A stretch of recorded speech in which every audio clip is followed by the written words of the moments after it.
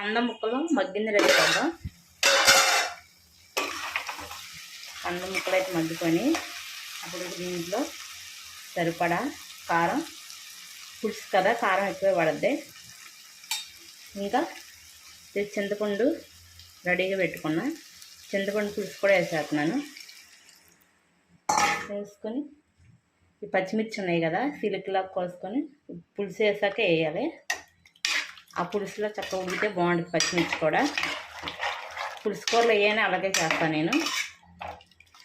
ఇప్పుడేమో మూత పెట్టుకొని ఉడికించుకుందాం. చింతపండు కోసాక పులుసు మరుగుతుంది కదా, ఇప్పుడు కొంచెం బెల్లం అయితే వేసుకుందాం. బెల్లం వేసి ఒకసారి తిప్పుకొని సిమ్లో పెట్టేసుకొని మూత వేసుకుందాం. పులుసు అయితే రెడీ అయింది. రేపు చూద్దాం.